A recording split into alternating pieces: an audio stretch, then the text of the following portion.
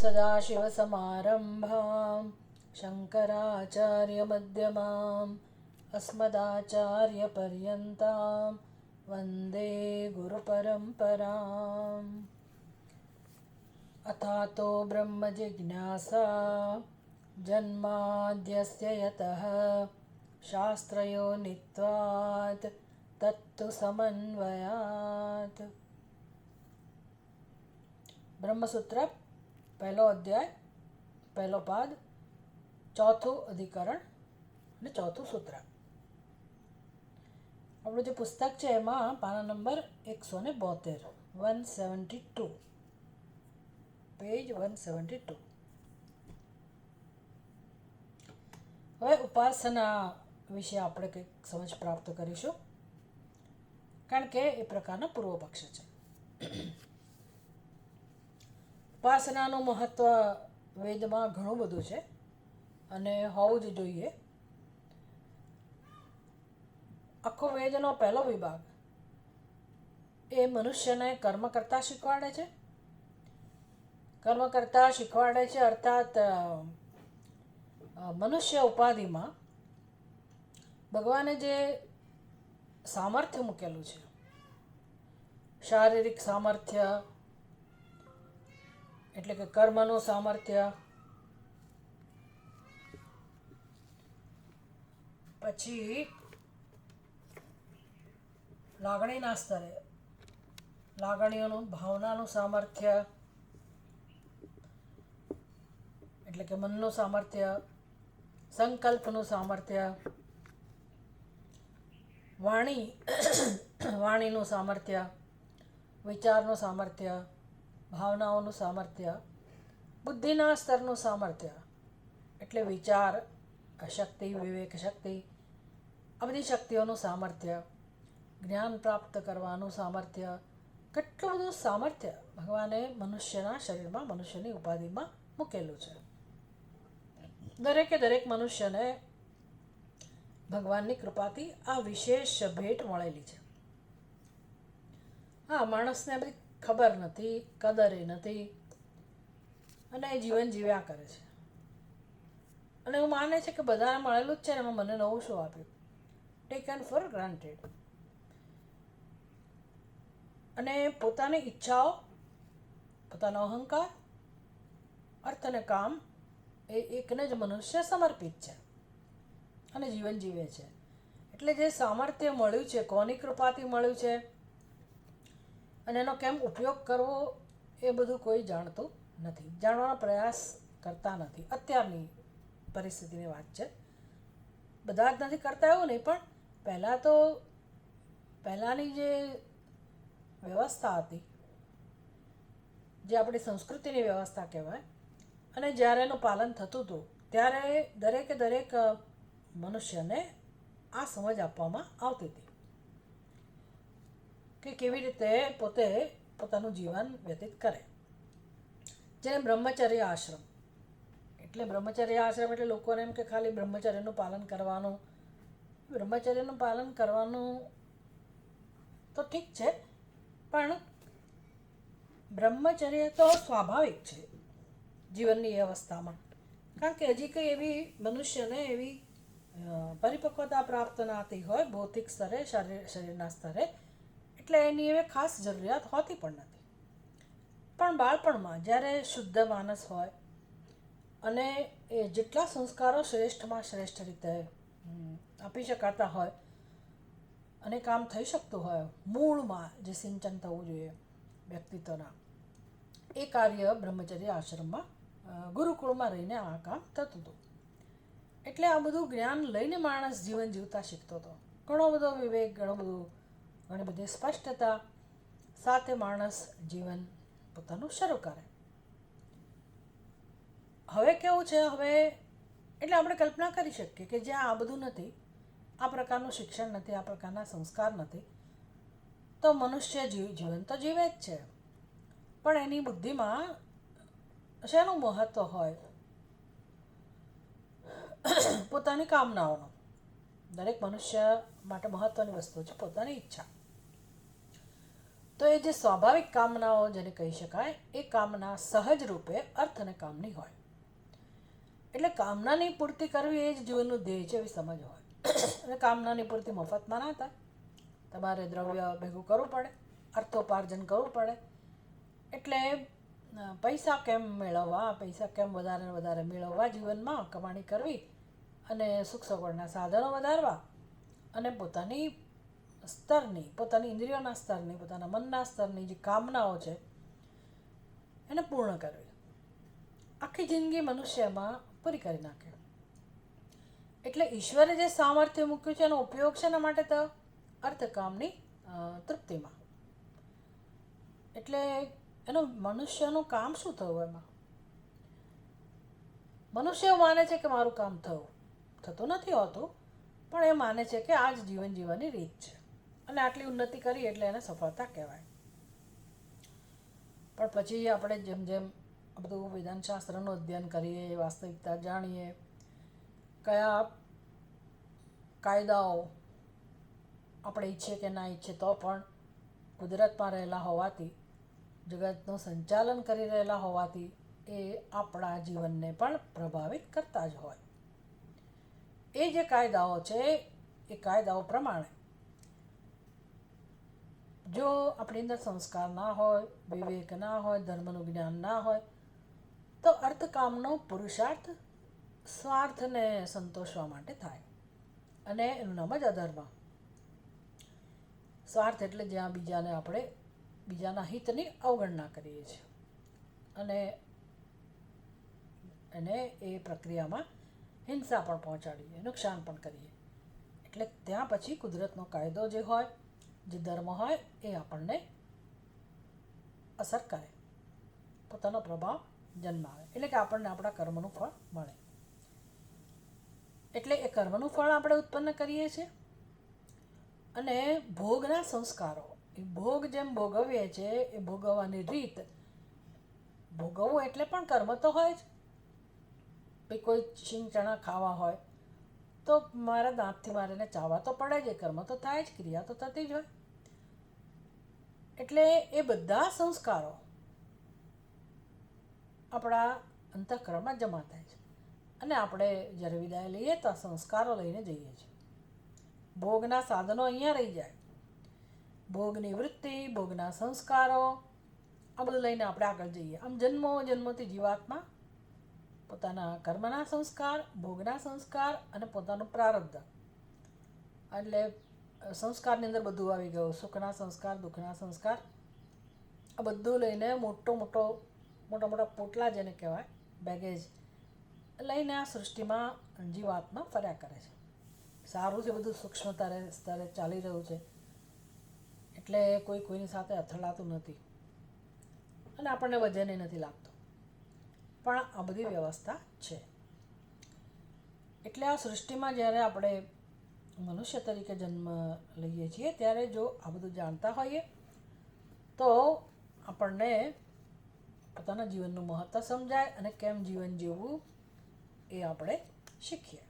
તો વેદનો પહેલો વિભાગ આપણને આ બધા સામર્થ્યનો ઉપયોગ કેવી રીતે આપણા જ હિતમાં અને આપણું હિત સૌના હિતની વચ્ચે જ રહેલું છે. પાછું બહુ મોટી સ્પષ્ટતા હોવી જોઈએ જીવનમાં કે આપણે એકલા સુખી થઈ જ ના શકીએ, રહી જ ના શકીએ. ઘરમાં પણ જો આપણે એકલા સુખી હોઈએ અને આપણા સ્વજનો, નજીકના સગા આ બધા જો કોઈ દુઃખી હોય તો તરત આપણને અંદર અસર થવાની, એની ચિંતા થવાની, એનું દુઃખ લાગવાનું.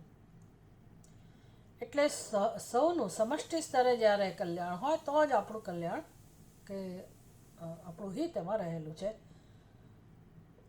એ વસ્તુ આપણે જાણીએ અને કર્મ કરતાં શીખીએ, પોતાનું ઘડતર કરીએ. આ બધા જ સામર્થ્યનો સદુપયોગ કરતાં આપણે આપણી ઈચ્છાઓ પૂરી કરીએ. અને ઈચ્છાઓ પૂરી કરવા માટે જીવન નથી, આપણી ઈચ્છાઓ પૂરી કરવા માટે જીવન નથી, માત્ર ઈચ્છાઓ પૂરી કરવા માટે જીવન નથી, પણ ઉન્નતિ માટે જીવન છે. ઈચ્છાઓ પૂરી કરીને ભૌતિક ઉન્નતિ કદાચ પ્રાપ્ત કરીએ પણ આધ્યાત્મિક ઉન્નતિ પ્રાપ્ત કરવી એ પણ આપણા જીવનનું ધ્યેય છે. આ બધું કર્મકાંડ વિભાગ શીખવાડે છે. અને જેમ જેમ આપણે ધર્મનું પાલન કરતાં કરતાં વિચારશીલ બનીએ, શુદ્ધ બનીએ, શુદ્ધ ચિત્તવાળા અંતઃકરણવાળા બનીએ, દૈવી સંપત્તિનો પ્રભાવ આપણા વ્યક્તિત્વમાં જોવા મળે, અને તો આપણો વિકાસ થયો છે, આંતરિક ઉન્નતિ થઈ છે આપણે કહી શકીએ. અને હજી ઘણું બધું આગળ વધવાનું છે. કઠોપનિષદની અંદર યમરાજા નચિકેતાને સમજાવે છે, એષા આત્મા ગૂઢોયમ ન પ્રકાશતે સર્વસ્ય. એષ આત્મા એટલે કે આ સચ્ચિદાનંદ સ્વરૂપ આત્મા એટલે કે બ્રહ્મ દરેક જીવની અંદર છે, જીવનું સ્વરૂપ છે, અંદર છે એટલે શું? દરેકનું સત્ય છે, એટલે કે પરમાત્મા છુપાયેલો જ છે, પરમાત્મા સિદ્ધ જ છે અને પરમાત્માનું અસ્તિત્વ છે જ. ગૂઢ અયમ ગૂઢોયમ આત્મા ન પ્રકાશતે. તકલીફ શું છે? બસ એ પોતાના સ્વરૂપને જણાવતો નથી પ્રકાશતો, એટલે કે એનું ભાન જ નથી એવું નથી પ્રકાશતો, એના મૂળ સ્વરૂપમાં નથી પ્રકાશતો. બાકી જે બધું છે તો પ્રકાશી જ રહ્યું છે ને. એટલે કે મારી બુદ્ધિમાં એ આત્મા કઈ રીતે પ્રકાશી રહ્યો છે? હું મનુષ્ય છું, હું શરીર છું, હું સ્ત્રી છું, હું પુરુષ છું, હું સુખી છું, દુઃખી છું, વગેરે વગેરે સમજ દ્વારા, આવી રીતે આવા અનુભવ દ્વારા, આવી સમજ દ્વારા એ પ્રકાશી રહ્યો છે. વિકૃત રીતે, વિકૃત રૂપે એ આપણી બુદ્ધિમાં પ્રકાશિત થઈ રહ્યો છે. ખરેખર એને કેવી રીતે પ્રકાશિત થવું જોઈએ? ચિદાનંદ રૂપ અહમ શિવ અહમ પૂર્ણ અહમ એકમેવા દ્વિતીય સત્યમ જ્ઞાનમ અનંતમ સચ્ચિદાનંદ અહમ. આવી તેને પ્રકાશવું જોઈએ, પણ એવા રૂપમાં એ પ્રકાશતો નથી. તો પછી ઉપાય શું છે? મોક્ષ કોને કહેવો? દર્શન કોને કહેવું? તો યમરાજા કહે છે, દૃશ્યતે તુ અગ્રયા બુદ્ધ્યા સૂક્ષ્મયા સૂક્ષ્મદર્શિભિ. જે લોકોએ પોતાની બુદ્ધિને તીક્ષ્ણ બનાવી છે, સૂક્ષ્મ બનાવી છે, પારદર્શક બનાવી છે, એકાગ્ર બનાવી છે, એટલે સ્વાભાવિક છે કે તમે તમારું બાળક એને કોઈ શાખા પસંદ કરી હોય, સાયન્સમાં જવું હોય, એન્જિનિયર બનવું હોય, ડૉક્ટર બનવું હોય, તો તમે જુઓ કે જે વિદ્યાર્થી ડૉક્ટર બનવા જઈ રહ્યો છે એનું સમગ્ર વ્યક્તિત્વ, એટલે કે એની માનસિક પ્રવૃત્તિઓ, શારીરિક પ્રવૃત્તિઓ, આ બધું શેને સમર્પિત હોય, શેને ધ્યાનમાં રાખીને હોય? તો કે મારે ડૉક્ટર બનવું છે. એટલે એનું ફોકસ, ટોટલ ફોકસ શેમાં હોય? તો કે વિષયને આત્મસાત કરવામાં, જ્ઞાન પ્રાપ્ત કરવામાં, તો જ એ બની શકે ડૉક્ટર. એવી રીતે આત્માના જ્ઞાન માટે આત્મા વિષય છે જાણવાનો, અને એ પાછો મારાથી ભિન્ન નથી, એ હું જ છું. પણ જાણવાનું સાધન તો બુદ્ધિ જ છે. એટલે મારી બુદ્ધિ, મારું અંતઃકરણ, મારું ચિત્ત, મારી ભાવનાઓ, મારી લાગણીઓ, મારા કર્મો, આ બધું કોને ધ્યાનમાં રાખીને થાય? તો કે આત્મજ્ઞાનને ધ્યાનમાં રાખીને. એને કહે સૂક્ષ્મયા સૂક્ષ્મદર્શિભિ દૃશ્યતે. આત્માનું દર્શન ક્યારે થાય? તો કે આમાં આપણે બનીએ ત્યારે. તો વેદનો પ્રથમ વિભાગ છે, કર્મ વિભાગ છે, કર્મકાંડ વિભાગ જે છે એ ધીરે ધીરે ધીરે આપણી યાત્રા આ દિશામાં આગળ વધારે છે. જેવું આપણને જગતનું બાહ્ય ભૌતિક સ્વરૂપ સમજાય, બધી વ્યવસ્થા સમજાય, પછી આત્માનું મહત્ત્વ સમજાય, આત્મદર્શનનું મહત્ત્વ સમજાય, અને આત્મદર્શન માટે સૂક્ષ્મ બુદ્ધિનું, એકાગ્ર ચિત્તનું જ્યારે આપણને મહત્ત્વ સમજાય, ત્યારે આપણે કેવી રીતે આ દિશામાં આગળ વધવું એનું માર્ગદર્શન આપણને વેદનો બીજો વિભાગ, વેદનો પહેલો વિભાગ કર્મકાંડ વિભાગ જ આપે છે. અને એમાં પછી ઉપાસનાઓ છે. પછી ઉપનિષદમાં પણ ઉપાસનાઓ છે. સાધારણ રૂપે કોઈ કોઈ જગ્યાએ બતાવ્યું હોય, જેમ કે કૈવલ્ય ઉપનિષદની અંદર શિષ્ય ગુરુજી પાસે પ્રાર્થના કરે બ્રહ્મ વિદ્યાની,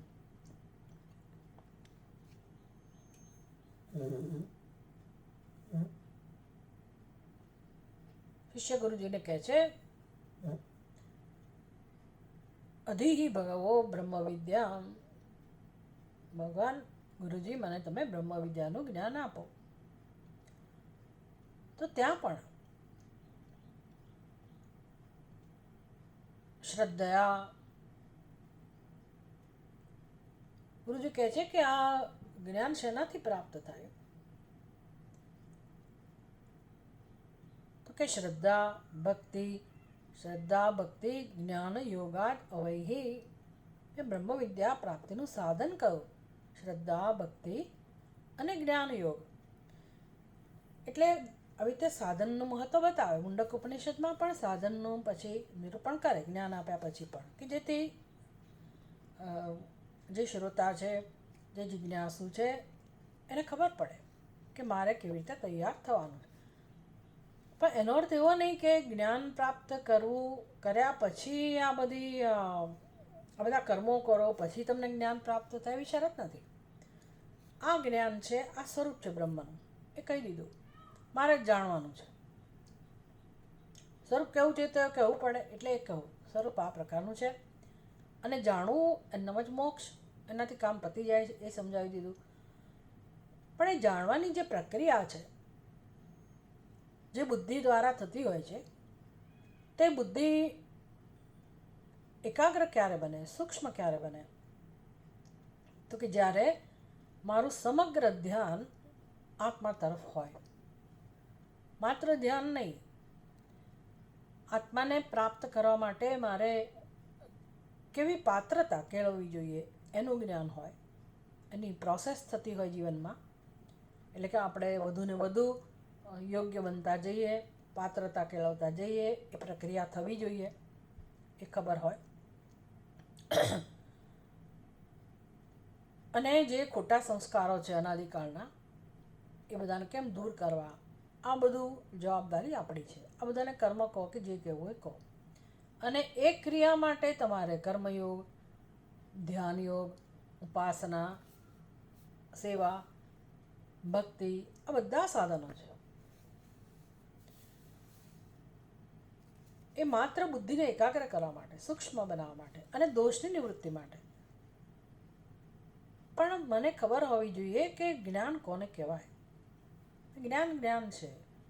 જ્ઞાન પ્રાપ્ત થયા પછી જ્યાં કોઈ કર્મની અપેક્ષા રહેતી નથી, કોઈ શરત નથી કે તમે આ કરો તો જ જ્ઞાન પ્રાપ્ત થાય, એટલે અને પછી જ મોક્ષ મળે. રસ્તો તો આપણે એવો જ કહીએ છીએ કે ભાઈ પહેલું પગથિયું એટલે કર્મયોગ. લોકેસ્મિન દ્વિવિધા નિષ્ઠા પુરા પ્રોક્તા મયાનગ. ભગવાન કહે છે કે ભાઈ બે જ પદ્ધતિ છે, બે પ્રકારનો માર્ગ છે, બે પ્રકારની નિષ્ઠાવાળો માર્ગ છે. કે જીવનમાં પહેલાં કર્મમાં નિષ્ઠા હોય, કર્મનું મહત્ત્વ હોય, અને પછી જ્ઞાન માટે આપણે તૈયાર થઈએ અને જ્ઞાનનું મહત્ત્વ હોય. પણ એનો અર્થ એવો નથી કે એ શરત છે કે તમે કર્મયોગ કરો એ મોક્ષનો ઉપાય સીધો નથી. મોક્ષનો ઉપાય તો કેવળ આત્મજ્ઞાન જ છે. પણ આત્મજ્ઞાનનું મહત્ત્વ આપણને ના સમજાય, આત્મજ્ઞાન માટે પ્રેમ ના જન્મે, આત્મજ્ઞાન માટે કોઈ પુરુષાર્થ આપણા જીવનમાં ના હોય, કોઈ સ્પષ્ટતા ના હોય, તો પછી કેવી રીતે મુક્તિ મળે? એટલે આત્મજ્ઞાન માટે યોગ્યતા કેમ કેળવવી, એના માટે કર્મયોગ છે. કર્મયોગ એટલે કાયિક, વાચિક, માનસિક ત્રણેય સ્તરે કર્મ. એમાં પછી કર્મયોગથી જે અંતઃકરણ શુદ્ધ થયું હોય, વિવેક પ્રાપ્ત થયો હોય બુદ્ધિમાં, પણ હજી આપણું મન આપણને સાથ ન આપતું હોય. કારણ કે જગત સાથે તો આપણે હવે સમાધાન કરી શકીએ કદાચ બી લોકોને હવે જગત બહુ પ્રભાવિત ના કરે, જગતમાં બહુ રસ ના હોય. લોકો કહે ને ભાઈ ઉંમર જતી રહી ખોટું લગાડવાની, તો ખોટું ના લાગતું હોય. પણ પૂર્વના જે બધા ઘા વાગેલા હોય, જે અંદર જતું રહ્યું એવું દુઃખ જન્મોનું હોય, સૂક્ષ્મ સ્તરના ઘણા બધા રાગ દ્વેષ હોય, કષાય ભરેલું હોય, બધું બહુ જ ભરેલું હોય આપણી અંદર. તો એ બધું તો વચમાં આવવાનું આત્મજ્ઞાન માટે. એ આપણને પોતાના સ્વરૂપનો આનંદ ન લેવા દે. એટલે હવે એની સફાઈ કેમ કરવી, એની નિવૃત્તિ કેમ કરવી? તો એના માટેનો ઉપાય છે અંતઃકરણ નૈશ્ચલ્ય, એટલે કે ઉપાસના. આપણું મન એના ધ્યાનમાં, આત્માના ધ્યાનમાં, આત્માના અનુસંધાનમાં, આત્માના ચિંતનમાં સહકાર આપે, એકાગ્ર બને અને વધુ ને વધુ શાંતિ પ્રસન્નતાનો અનુભવ કરતું થાય. ખાલી શબ્દો રમ્યા કરે બુદ્ધિમાં એવું નહીં. બુદ્ધિમાં ઘણી બધી ખબર હોય, પણ અંદર મન બિચારું અશાંતિનો અનુભવ કરાવ્યા કરતું હોય, બહુ બધી ફરિયાદ હોય, તો હજી આપણું કામ નથી થયું. એટલે આત્મા તો આનંદ સ્વરૂપ જ છે, પણ મારું મન જે છે મને એ આત્માનો લાભ નથી લેવા દેતું, આત્માના સ્વરૂપનો. તો હવે એના માટેનો ઉપાય કયો? એટલે આનો અર્થ એવો થવાની પૂરી સંભાવના છે કે બુદ્ધિમાં જ્ઞાન પણ હોય અને ઉપાસના પણ હોય જીવનમાં. તો આ તો સમુચ્ચય થયો, કર્મ ઉપાસના, જ્ઞાન અને ઉપાસનાનો સમુચ્ચય થયો. એટલે ભાષ્યકાર સ્પષ્ટ કરવા માગે છે કે ભાઈ જ્ઞાન છે, ઉપાસના જુદા સ્તરની છે, ઉપાસનાનું કામ જુદું છે, ઉપાસનાનું ફળ જુદું છે, આખું એના માટે જે ભૂમિકા જોઈએ એ ભિન્ન છે. હા, કર્મ અને ઉપાસનાનો સમુચ્ચય હોઈ શકે. બે આપણે થોડાક કલાક આપણા જીવનમાં આપણા કર્મો કરીએ અને થોડોક વખત આપણે ભગવાન પાસે બેસીને શાંતિથી પૂજા પાઠ કરીએ, જપ કરીએ, ચિંતન મનન કરીએ, ઉપાસના કરીએ. એ કોમ્બિનેશન, સમુચ્ચય, કર્મ અને ઉપાસના એ શ્રેષ્ઠ વસ્તુ છે, શ્રેષ્ઠ પદ્ધતિ છે જીવન જીવવાની, જે ઈશાવાસ્ય ઉપનિષદની અંદર બહુ સુંદર રીતે સમજાવવામાં આવ્યું. એટલે આ બધું શીખવાનું છે, મનુષ્ય સતત શીખ્યા જ કરવાનું છે. માણસે પોતાનું ટાઈમ ટેબલ એવું બનાવેલું છે ને કે ભાઈ મારે તો આ કામ કરવાના હોય, પહેલાં કામ કરવાના હોય, ને એને વ્યવસ્થા એવી ગોઠવેલી હોય. અને લોકો પોતાના ઘરમાં એવી રીતે રહેતા હોય એટલે ઘરના જે નિયમો હોય, ઘરનું જે માળખું હોય, એ માળખામાંથી માણસ પછી બહાર નથી નીકળી શકતો. એને ન ગમતું હોય તો એને જ અનુસરવું પડે. ભાઈ અત્યારે આ સમયે તો અમારા ઘરમાં આ કામ ચાલતું હોય, અમુક વખતે મહેમાનો આવતા હોય, અમુક વખતે ફલાણું હોય, ઢીકણું હોય. એટલે આખી જિંદગી માણસ એ કાર્યક્રમોમાંથી નિવૃત્ત થતો જ નથી. એને એવું લાગતું જ નથી કે ભાઈ જીવનમાં બીજી વ્યવસ્થાનો પ્રારંભ કરવો જોઈએ, એવું એને જણાતું જ નથી. એટલે મુખ્ય માણસો ઘરના જો પરિવર્તન ના લાવે તો પછીની જનરેશન તો જો સાથે રહેતા હોય તો એ જ શીખવાના છે. અને સમાજમાંથી તો ક્યાંય માર્ગદર્શન મળી શકે એમ નથી. એટલે મનુષ્યની પોતાની જવાબદારી છે કે મારું જીવન મારે હવે શેમાં વાપરવું, મારી શક્તિઓ શેમાં વાપરવી. દેખાડવા માટે નથી કે જો અમે આટલા કલાક અનુષ્ઠાન કરીએ છીએ, આટલા કલાક ઉપાસના કરીએ છીએ, આટલી સેવા કરીએ છીએ, આટલા વ્રત કરીએ છીએ, તપશ્ચર્યા કરીએ છીએ, કે આટલો સત્સંગ કરીએ છીએ. કશું દેખાડવાની વસ્તુ નથી. આપણે કેમ કરવું એની ટ્રેનિંગ માટે આવા કાર્યક્રમો કરતા હોઈએ, પણ ખરેખર આપણે શીખવાનું છે કે આ મારા જીવનમાં મારે અપનાવવાનું છે. આ કોઈ દેખાડવા માટે નથી કે બીજાને પ્રભાવિત કરવા માટે પણ નથી. એ વ્યક્તિગત સાધના છે. તો હવે શંકરાચાર્યજી કર્મકાંડીઓને, મીમાંસકોને આ વિષયમાં સ્પષ્ટતા આપી રહ્યા છે કે તમે એવું ના સમજતા કે બ્રહ્માત્મ એકત્વ વિજ્ઞાન સંપદરૂપમ ન ચ ઇદમ બ્રહ્મ એકાત્વ વિજ્ઞાનમ સંપદરૂપમ.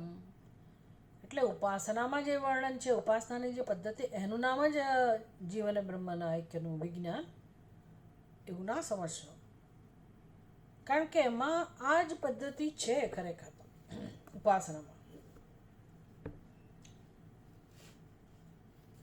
તો ગઈકાલે આપણે ચર્ચા કરી હતી કે સૂક્ષ્મ તફાવત કયો છે. તો કે જ્ઞાન શું કામ કરે છે?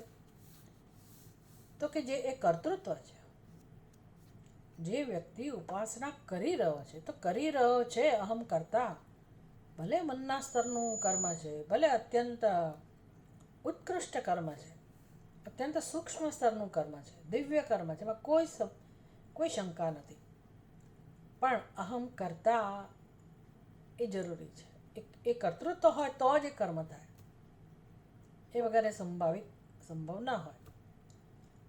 હા, ત્યાં આપણા કર્તૃત્વને અત્યંત સૂક્ષ્મ બનાવીને, સાત્વિક બનાવીને એ કર્મ થતું હોય અને એનું દૃષ્ટ ફળ મળતું હોય ઉપાસનાનું. બાકી જે કર્મો છે, તમે યજ્ઞ કરતા હો, પૂજાપાઠ એક જુદી વસ્તુ છે, પણ સેવાના કર્મો કરતા હો તો એ બધાનું તમને અદૃષ્ટ ફળ હોય. અદૃષ્ટ ફળ એટલે શું? તમને દૃષ્ટ ફળે હોય, તમને કરતી વખતે આનંદ થાય. અદૃષ્ટ ફળ એટલે શું? જે પુણ્ય ઉત્પન્ન થાય સમષ્ટિમાં અને ભવિષ્યમાં તમને એ ફળ પ્રાપ્ત થાય, એને અદૃષ્ટ કહેવાય. એટલે અદૃષ્ટ ફળ વધારે હોય, દૃષ્ટ ફળ ઓછું હોય કર્મમાં. ઉપાસનામાં કેવું હોય? ઉપાસનામાં દૃષ્ટ ફળ વધારે હોય અને અદૃષ્ટ ફળ ઓછું હોય. દૃષ્ટ ફળ વધારે એટલે શું? કરતી વખતે જ તમને એટલો બધો આનંદ મળે, એટલી બધી પ્રસન્નતા મળે, એટલી બધી શાંતિ મળે. આ દૃષ્ટ ફળ થયું. એટલે જે વ્યક્તિ એનું નિયમિત એ બધાનું સેવન કરતો હોય, પાલન કરતો હોય, અનુષ્ઠાન કરતો હોય, એને એ અનુભવમાંથી બહાર આવવાનું ન ગમે. ઘણા લોકો આને કારણે સત્સંગ નથી કરતા હોતા. કેમ? તો કે અમને ઘરમાં બહુ શાંતિ છે, અમે ઘરે બધું કરીએ જ છીએ. કેટલી ઉત્તમ વસ્તુ છે, તમે કરી શકો છો, શાંતિ મેળવી શકો છો, પણ થોડાક માટે રહી જાઓ છો. થોડાક માટે કે શું જાણવાનું છે એ તમે નથી જાણી શકતા. એટલે એ ઉપાસના જ્ઞાન પ્રાપ્તિનું સાધન બનવું જોઈએ, નહીં કે એ અંતિમ ફળ છે, ધ્યેય છે. એ ધ્યેય નથી, કારણ કે અજ્ઞાનનું બીજ ત્યાં રહેલું છે. એટલે કેટલી બધી કથાઓ છે આપણા પુરાણોમાં કે ઋષિમુનિઓ હજારો વર્ષ સુધી આવી ઉપાસના કરતા હોય, આનંદ મેળવતા હોય, પ્રસન્નતાનો, શાંતિનો, સંપૂર્ણ વૈરાગ્ય છે, આત્મામાં લીન થઈને મસ્ત રહેતા હોય, પણ અજ્ઞાનનું બીજ હોવાને કારણે ક્યારેક એમણે એમાંથી બહાર આવવું પડે છે. કેટલી બધી કથાઓ છે. અને પછી અજ્ઞાનમાંથી પાછા બહાર આવો એટલે શું?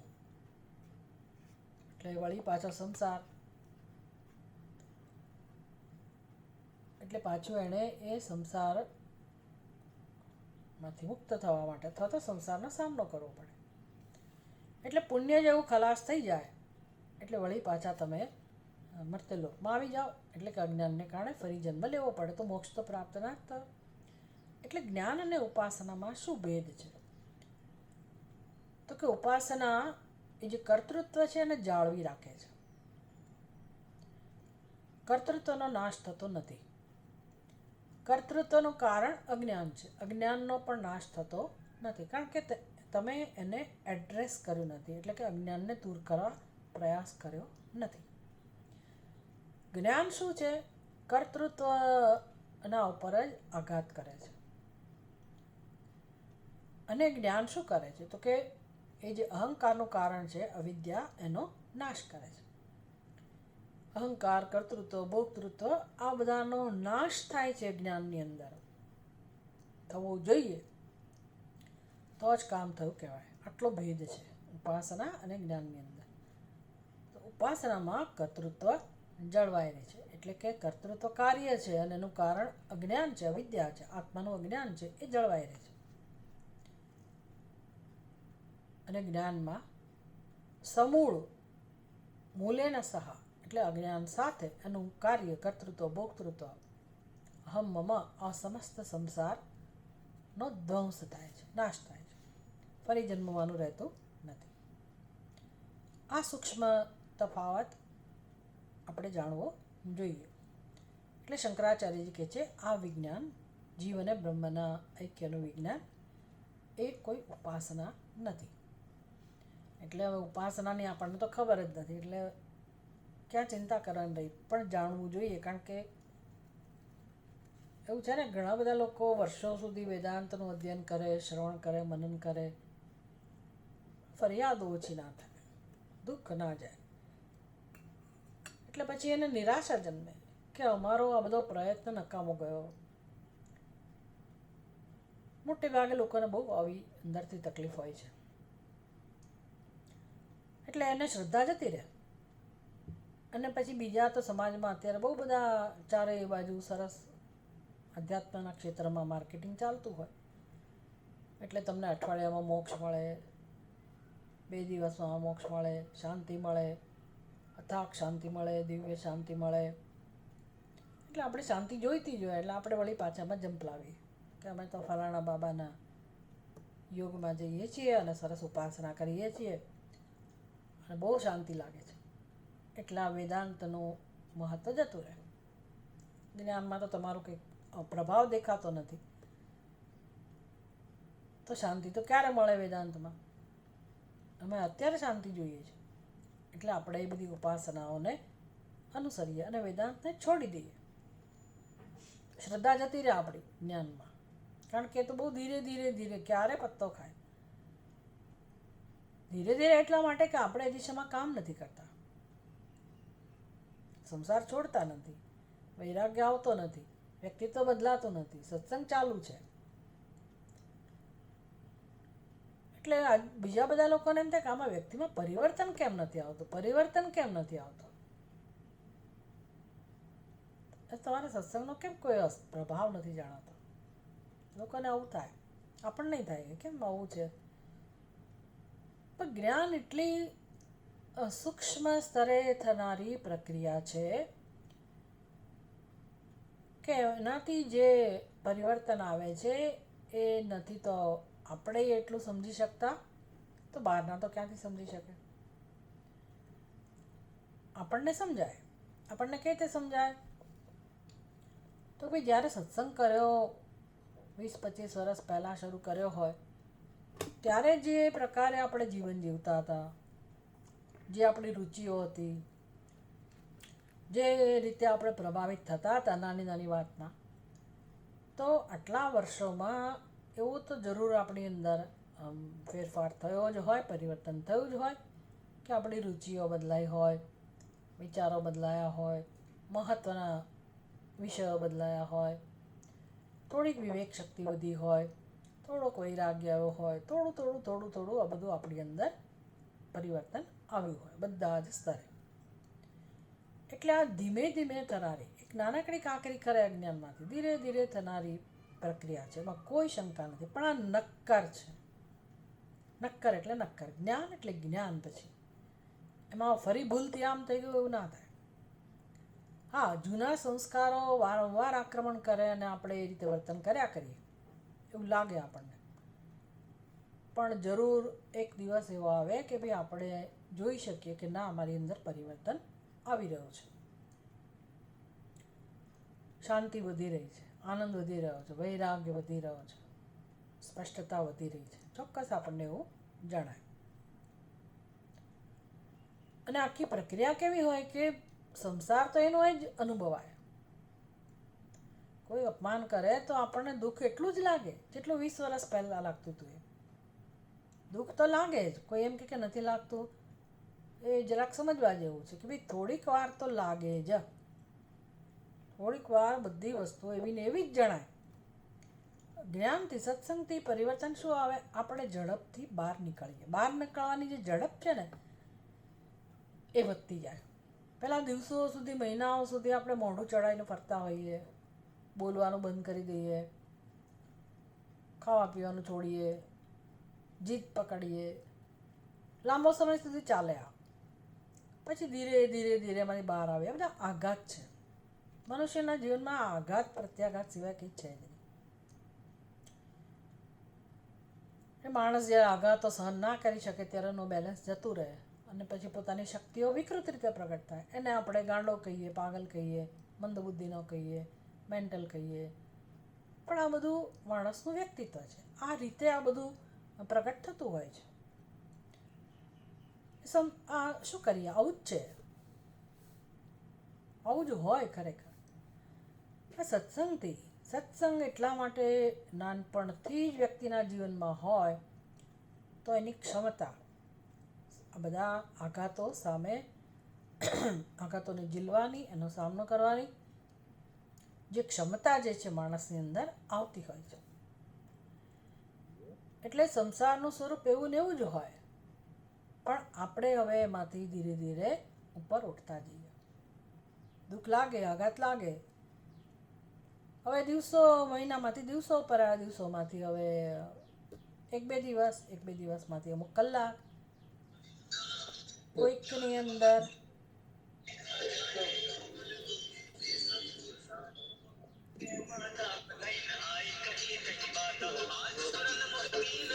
તમે આટલા અવાજમાં કેવી રીતે સત્સંગ કરો છો જ્યોતિબેન?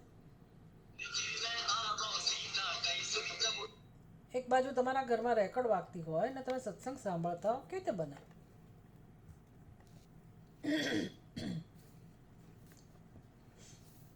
કાં તો તમે ભજન સાંભળો, કીર્તન સાંભળો, કાં સત્સંગ કરો, બેમાંથી એક કરો.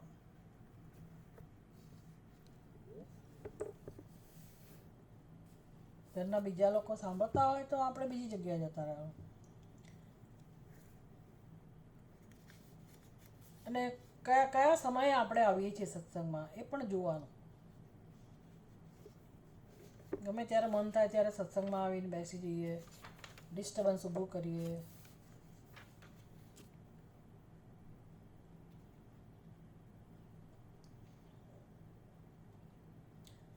એટલે સત્સંગથી જીવનમાં આપણને એક ધારો સત્સંગ જોઈએ, એક ધારો, અને જેમાં ચિંતન થતું હોય, ચિંતન કરવાનું આપણે શીખતા હોઈએ, સંસારની સમજ પ્રાપ્ત કરતા હોય એવો સત્સંગ જોઈએ, જ્યાં બધી વાસ્તવિકતા જાણવા મળે એ પ્રકારનો સત્સંગ. એટલે આ આપણો જે સત્સંગ છે, ચિંતન મનન જેમાં થતું હોય છે, એની સરખામણી બીજા સત્સંગ સાથે ના થાય. એટલે કોમન સેન્સ હોવી જોઈએ. લોકો એમ કે અમે કરીએ જ છીએ સત્સંગ. શું કરો છો ભાઈ? તો કે આ ભજન રાખીએ છીએ અને ફલાણું કરીએ છીએ, ઢીકણું છે.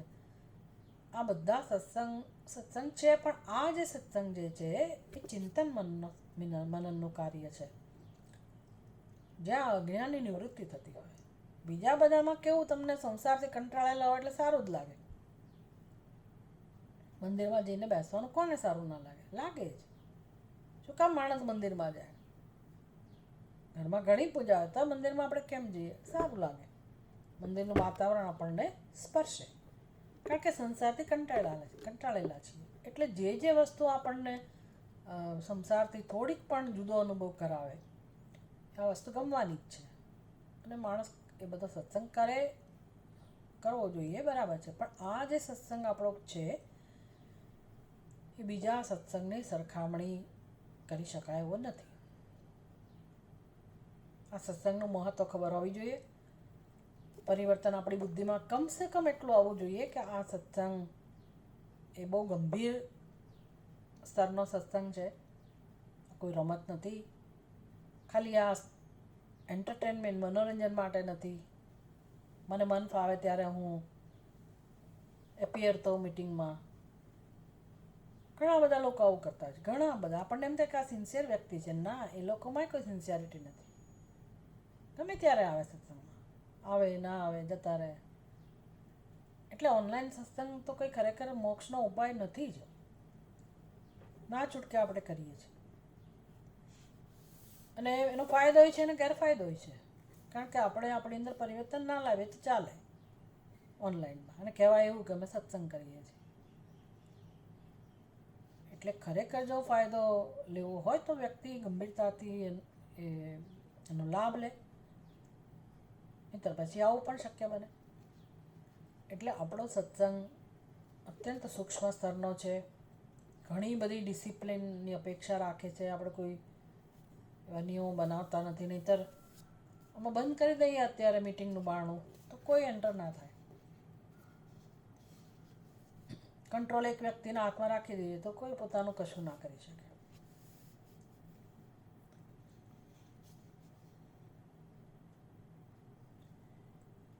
સારું, એટલે આટલો ઉપાસના અને જ્ઞાન આ બે વચ્ચેનું જે અંતર છે આપણે જાણવું જોઈએ. તો હવે ભાષ્યકાર આપણને દ્રષ્ટાંત આપે છે કે ઉપાસના કોને કહેવાય, અને ઉપનિષદની અંદર પણ ઉપાસનાનું વિધાન છે. પણ તમે એવી ભૂલ ના કરશો કે આ ઉપાસના એટલે જ વિજ્ઞાન, બ્રહ્માત્મા ઐક્યનું વિજ્ઞાન, જીવ અને બ્રહ્મના ઐક્યનું જ્ઞાન, એટલે જ આ ઉપાસના. એવી ભૂલ સમજવાની ભૂલ ના કરશો. ઉપાસના ઉપાસના છે. ઉપાસનાનું સ્થાન છે જીવનમાં. ઉપાસનાનું મહત્વ અનેક ગણું છે. એ હોવી પણ જોઈએ, ઉપાસના કરવી પણ જોઈએ, પણ ભેદ સમજવો જોઈએ. ઉપાસના અને જ્ઞાન વચ્ચે જે ભેદ છે એ સમજવો જોઈએ. તો હવે 2-3 ઉપાસનાનું વર્ણન કરે છે. તો આમાં બૃહદારણ્યકમાં જે નિરૂપણ થયું છે, વિધાન છે, એની વાત કરે છે. બૃહદારણ્યક ઉપનિષદ 3 અધ્યાય, 1 બ્રાહ્મણ અને 9મો મંત્ર. યથા અનંતમ વૈ મનઃ અનંતા વિશ્વદેવાઃ અનંતમ એવ સહ તેન લોકમ જયતિ ઇતિ. મેં તમને કહું તો તમારી પાસે તમે રાખજો આ પુસ્તક, બૃહદારણ્યક ઉપનિષદ. એમાં 3 અધ્યાય, 1 બ્રાહ્મણ, 9મો મંત્ર. ક્યાંથી શરૂઆત થાય છે? એનું ટાઇટલ છે બ્રહ્માના યજ્ઞ રક્ષાના સાધન અને તેનાથી મળનારા ફળનું વર્ણન.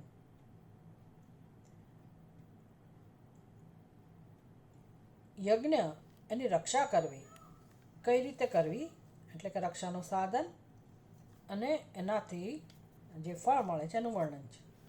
બ્રહ્માના યજ્ઞ રક્ષાના સાધન અને તેનાથી મળનારા ફળનું વર્ણન, એનું નિરૂપણ છે. યાજ્ઞવલ્ક્ય ઇતિ હોવાચ. હવે આ સંવાદ હશે અશ્વલ બ્રાહ્મણ, અશ્વલ અને યાજ્ઞવલ્ક્ય. યાજ્ઞવલ્ક્ય ઇતિ હોવાચ. કહ ઉવાચ? અશ્વલ ઉવાચ. અશ્વલે કહ્યું, હે યાજ્ઞવલ્ક્ય, આજે આ યજ્ઞમાં જમણી બાજુએ બેઠેલા બ્રહ્મા કેટલા દેવો વડે યજ્ઞની રક્ષા કરશે?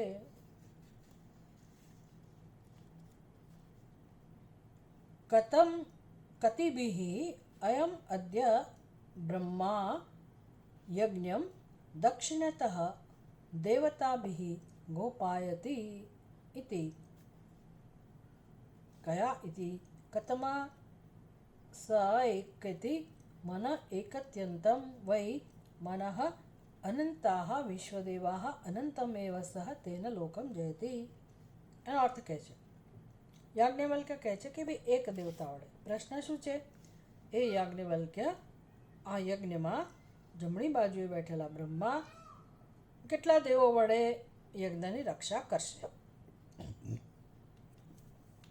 યાજ્ઞવલ્ક્ય કહે છે એક દેવતા વડે. તો પ્રશ્ન પૂછો, એક દેવતા એટલે કયા? બહુ સરસ સંવાદ છે. અશ્વલ કહે છે કે જવાબ શું છે કે કયા, કોના વડે રક્ષા થશે બ્રહ્માની?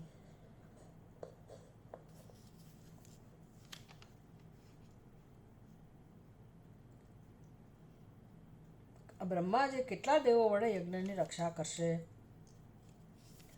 રક્ષા કરવા માટે ઘણા બધા દેવતાઓ જોઈએ યજ્ઞની રક્ષા કરવા માટે. તો કે બ્રહ્માજી કેટલા દેવતાઓની મદદ લેશે રક્ષા કરવા માટે? તો કે એક જ દેવતા. યાજ્ઞવલ્ક્ય કહે છે કે એક દેવતા. આ અંદરના સંવાદો છે. એક દેવતા એટલે કયા દેવતા? તો કે મન. મન એકલો. મન છે તેનો અંત કે પાર નથી. અનંતા હિ વિશ્વદેવાઃ.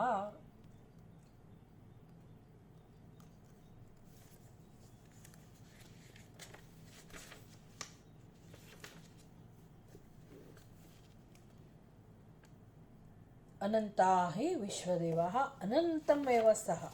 મન જે છે એ એક જ દેવ પર્યાપ્ત છે અને એના વિશ્વદેવાનો અંત કે પાર નથી. એટલે કે મનનો અંત કે પાર નથી, વિશ્વદેવોનો અંત કે પાર નથી. તેના વડે તે લોક મેળવે છે કે જેનો અંત નથી.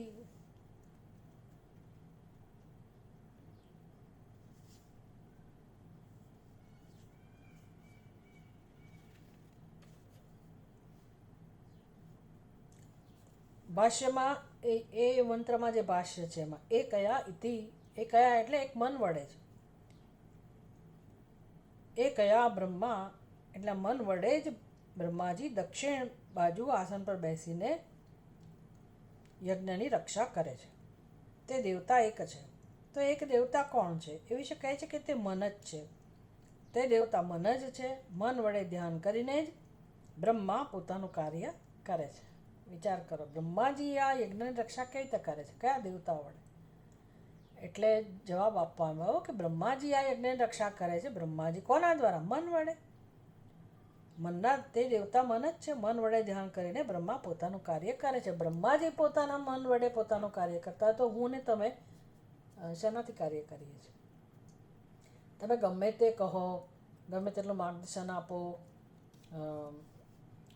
ગમે તેટલું શાસ્ત્ર આપણને માર્ગદર્શન આપે વિધિ નિષેધ દ્વારા, કે વડીલો આપણને માર્ગદર્શન આપે, કે ગુરુ આપણને સમજાવે, કે મિત્ર સમજાવે, માર્ગદર્શન બધેથી પ્રાપ્ત કરીએ, પણ કરીએ શું?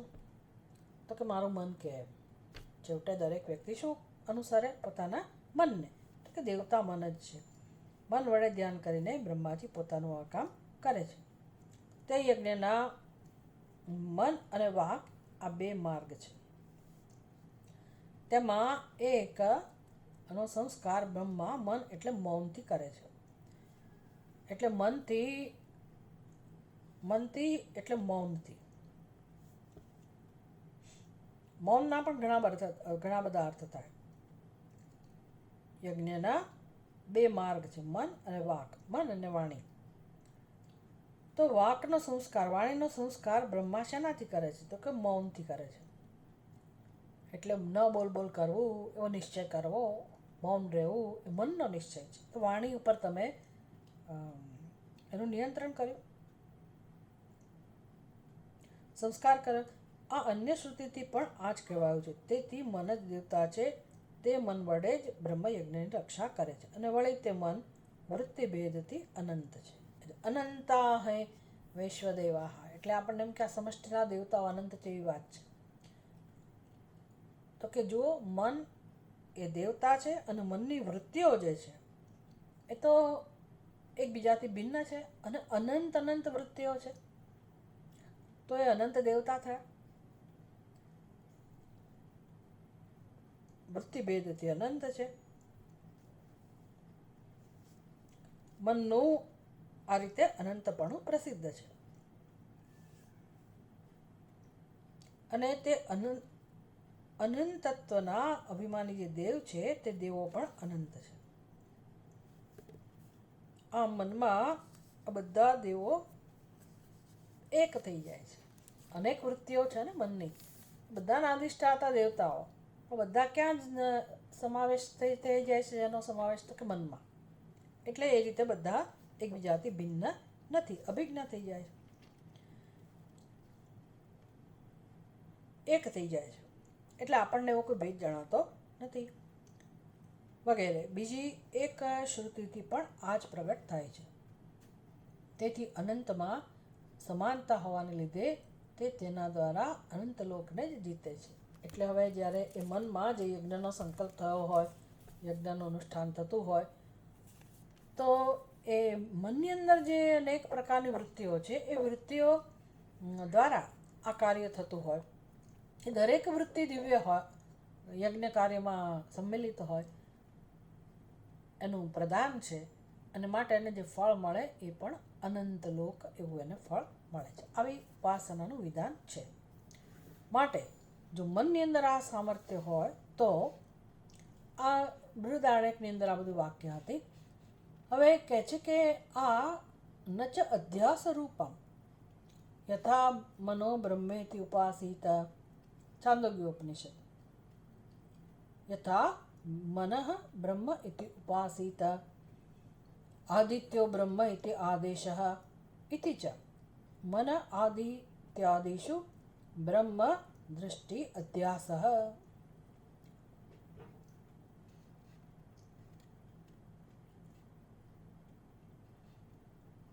ભાષ્યકાર સમજાવે છે.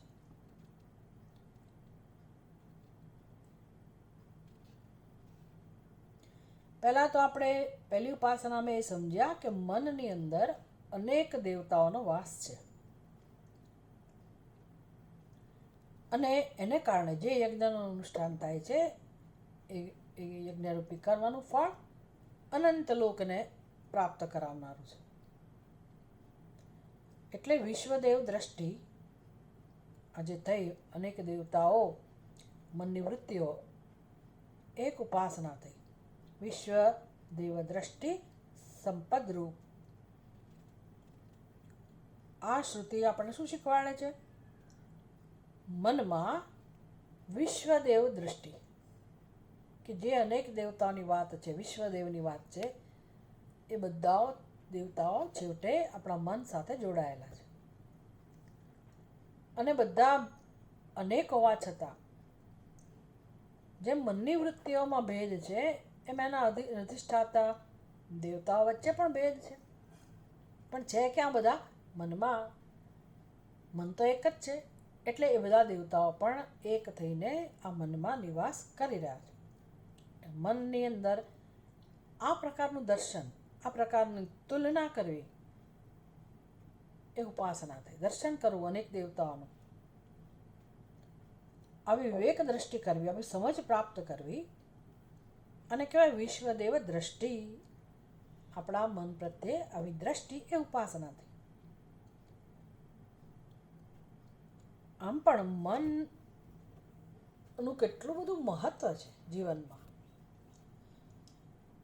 અને આ બધું નહીં જાણવાને કારણે આપણે એટલા દુઃખી થઈ જઈએ છીએ, એટલા બિચારા બાપડા થઈને જીવીએ છીએ, દરિદ્ર છીએ. ખરેખર તો મનથી આપણે બહુ દરિદ્ર છીએ. મનથી આપણે સારું વિચારી ના શકીએ, સારી ભાવના ના જન્મે, સ્વાર્થી બની જઈએ, ઈર્ષાળુ બની જઈએ, લોભી બની જઈએ, ઉદાર ના બનીએ. પણ મનની અંદર કેટલું સામર્થ્ય છે! ઉદારતાની હદ પાર કરી જવાય એટલું સામર્થ્ય છે મનની અંદર, જો આપણે એનો સદુપયોગ કરીએ તો. એટલે મન આપણી ઉન્નતિ માટેનું મહત્વનું સાધન છે. તન્મે મનઃ શિવમસ્તુ. સંકલ્પ સૂક્તની અંદર શિવજીને પ્રાર્થના છે, તન્મે મનઃ શુભ સંકલ્પમસ્તુ, કે ભગવાન એવી કૃપા કરો કે મારા મનમાં અત્યંત શુભ એવા સંકલ્પો પ્રગટ થાય. કોણ પ્રગટ કરતું હશે? આપણે લાભ નથી લેતા, મનની આ શક્તિઓનો લાભ નથી લેતા, નથી એમાં કોઈ આવાહન કરતા સારી વસ્તુઓનું. બસ મને મન થયું એટલે મેં કહી દીધું. આમ હું તો જે મનમાં જે જન્મે કરી જ નાખું. અરે પણ તારા મનમાં કાદવ ભર્યો, કીચડ ભર્યો હોય તો એ પ્રગટ થાય. કામનાઓ ભરી તો એ જ પ્રગટ થવાની ને. વાસનાઓ જ ભરે રાખી હોય તો મનમાં એ જ બધું હોય. એટલે શુભ સંકલ્પ જ્યારે આપણે કરીએ તો એ શુભ સંકલ્પ માટે કોઈ શુભ ઉપાદાન કારણ હોવું જોઈએ આપણા મનમાં, શુભ સંસ્કારો હોવા જોઈએ, અથવા તો સમષ્ટિ મન જે પરમાત્માનું મન છે ત્યાંથી આવાહન કરીને કે હે ભગવાન, મારા મનમાં એવી વૃત્તિઓ જન્મે, કલ્યાણકારી વૃત્તિઓ જન્મે, શુભ વૃત્તિઓ જન્મે. સર્વે ભવંતુ સુખિનઃ. ભલે ને આપણે કોઈને એક રૂપિયો આપતા ના હોઈએ, પ્રાર્થના તો કરી શકીએ ને, સર્વે ભવંતુ સુખિનઃ. તો એક સંવાદ છે સમષ્ટિ સાથેનો, મન સાથે. મન હંમેશા જોડાયેલું છે એની સાથે. એટલે કે મન એટલે મારું મન એટલે શું? હું ભિન્ન છું સમષ્ટિથી? કેવી રીતે હોઈ શકે? એટલે આપણી બુદ્ધિ સ્થૂળ છે, જાડી બુદ્ધિના છીએ, એટલે આ બધું જાણતા નથી. એટલે હું આમ ને હું તેમ, પહેલો આમ ને પહેલી આમ બધાને આપણે ભિન્ન સમજીએ છીએ. પણ સૂક્ષ્મ રીતે તમે આ બધું વિચાર કરો તો સમજાય કે ભાઈ આ મન સમષ્ટિ સાથે જોડાયેલું છે. તો સમષ્ટિમાં જે પરમાત્મા છે, જે સમષ્ટિનું મન છે, હિરણ્યગર્ભ, જ્યાં સાત્વિકતા છે, પવિત્રતા છે, શુચિ છે, દયા છે, કરુણા છે, તો આવી બધી વૃત્તિઓનું હું મારા મનમાં આવાહન કરી શકું, સંકલ્પ કરી શકું અને કર્મો કરી શકું. એ દ્વારા લાભ મળે, મને પોતાને લાભ મળે, સમષ્ટિને લાભ મળે. કયો મનુષ્ય આ કામ ના કરી શકે? કયો મનુષ્ય? મને દેખાતું નથી એટલે હું ના કરી શકું, મને સંભળાતું નથી એટલે હું ના કરી શકું, મને જમવાનું પચતું નથી એટલે હું ના કરી શકું, મને આટલા વર્ષ થયા એટલે હું ના કરી શકું, મને હજી આટલા જ વર્ષ થયા એટલે હું ના કરી શકું. તમે બાળકોને શીખવાડ્યું જ નથી. નાનું બાળકે કરી શક્યા પણ શીખવાડતા જ નથી. આપણે શીખવાડતા જ નથી. બાકી મનની અંદર એટલું સામર્થ્ય છે અને બધું મન દ્વારા જ થાય છે. સારું ખોટું બધું મન દ્વારા જ થાય છે. તો મનને કેમ કેળવવું, મનની શક્તિઓ કેમ વધારવી, મનની સંકલ્પ શક્તિ એને કેમ વધારવી, શુદ્ધ બનાવવી અને ઈશ્વરનું આવાહન કરતા શીખવાડો. ઈશ્વરની જે શક્તિઓ છે એ પ્રગટ થાય આપણા મનમાં. તો બધી ઉપાસનાઓ એના માટે છે. એટલે કહે છે કે આ પ્રકારની જે ઉપાસના છે, વિશ્વ દ્રષ્ટિ, વિશ્વે દેવ દ્રષ્ટિ, મનમાં વિશ્વદેવની દ્રષ્ટિ એ ઉપાસના છે. એ ઉપાસનાથી એક જવાબ અપાયો કે ભાઈ આ ઉપાસના નથી. તત્વમસી, હે જીવ તું બ્રહ્મ છે, એ ઉપાસના નથી. પેલું જે વિધાન હતું વિશ્વે દેવા, તો એ મનને વિશ્વદેવની સાથે સાંકળવું, સમષ્ટિ સાથે વ્યષ્ટિને જોડવી, એ ઉપાસના છે. મારા મનની ભાવનાઓ બહુ સુંદર વસ્તુ છે, બહુ સુંદર. પણ અમે જે વાત કરીએ છીએ, શંકરાચાર્યજી કહે છે કે અમે જે વાત કરીએ છીએ તત્વમસી, એ જ્ઞાન છે. એ જ્ઞાન છે એટલે કે તારું સ્વરૂપ તો સચ્ચિદાનંદ સ્વરૂપ છે. પહેલું તો તારો અહંભાવ છે એટલે મારું મન, એને તું સત્યતા આપે છે. તો ઉપાસના દ્વારા તું તારા મનની જે મર્યાદાઓ છે એને ઓળંગી જા. ઉપાસના કર, તારો વિકાસ કર. એ ઉપાસનાનો વિરોધ નથી પણ એ જ્ઞાન નથી. આ ઉપાસના છે, એ જ્ઞાન નથી. ચલો, એક જવાબ આપ્યો. ઉપાસના ઉપાસના છે, ઉપાસના જ્ઞાન નથી. હવે બીજો પોઈન્ટ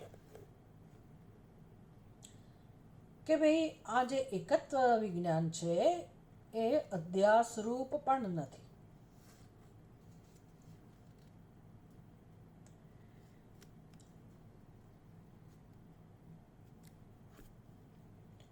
આદિત્યો ન ચ અધ્યાસરૂપમ, ન ચ અધ્યાસરૂપમ એટલે આ બ્રહ્મ આત્મા એકત્વ વિજ્ઞાન એ અધ્યાસરૂપ પણ નથી.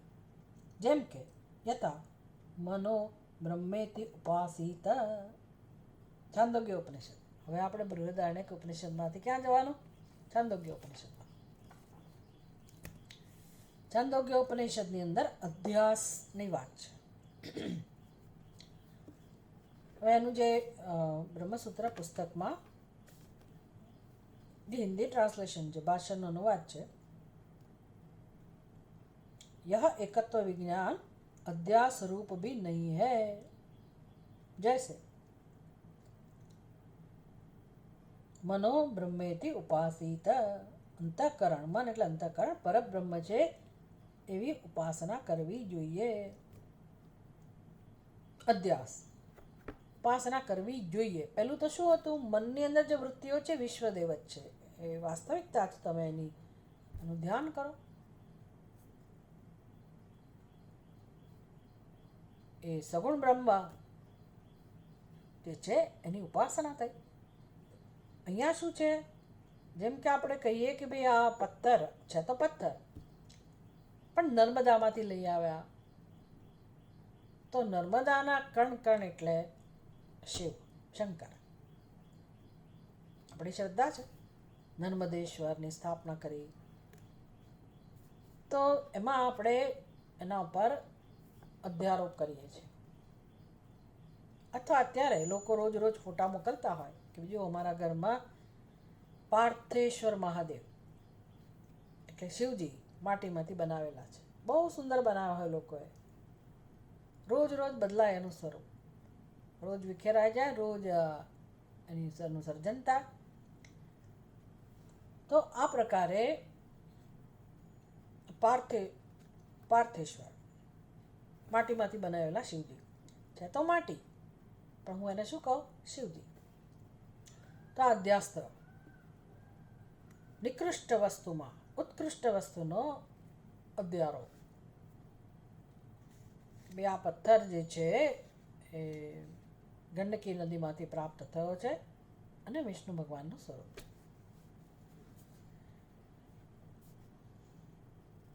નારાયણનું સ્વરૂપ છે. તો છે તો વસ્તુ નિકૃષ્ટ, પણ અધ્યારોપ કર્યો આપણે કે આ શ્રેષ્ઠ વસ્તુ છે, દેવતા છે, પરમાત્મા છે. તો કે એકત્વ વિજ્ઞાન એટલે આ જીવ, હું જીવ છું, પણ એના પર તમે અધ્યાસ કરો કે હું બ્રહ્મ છું. કાલથી તમે એના પર આ પ્રકારે અધ્યારોપ કરો કે આ બ્રહ્મ છે, હું બ્રહ્મ છું, હું બ્રહ્મ છું. એવા પ્રકારનું જ્ઞાન પણ નથી. એટલે કે આને અધ્યાસ કહેવાય. માટી માટી જ રહે છે, માટી પણ જતું નથી, અને તમે એના પર શિવજીનો અધ્યારોપ કરો છો.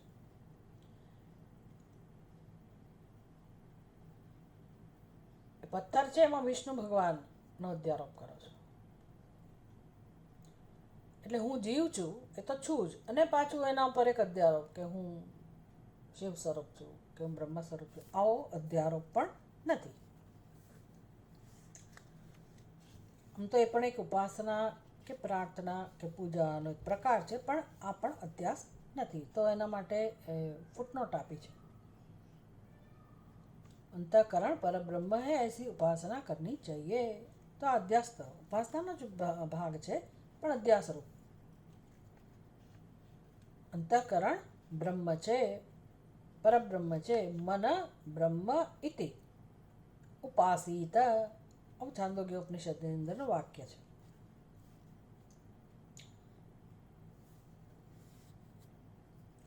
તો તમે લોકો એનું અધ્યયન કરજો. બહુ સુંદર રીતે એનું હિન્દી ભાષાંતર પણ છે, અને રત્નપ્રભા એ પણ છે, એ પણ તમે વાંચજો. આવતીકાલે આપણે આની ચર્ચા આગળ કરીશું. ઓમ પૂર્ણમદઃ પૂર્ણમિદં પૂર્ણાત પૂર્ણમુદચ્યતે પૂર્ણસ્ય પૂર્ણમાદાય પૂર્ણમેવાવશિષ્યતે. ઓમ શાંતિ શાંતિ શાંતિ. હરિ ઓમ. શ્રી ગુરુભ્યો નમઃ. હરિ ઓમ.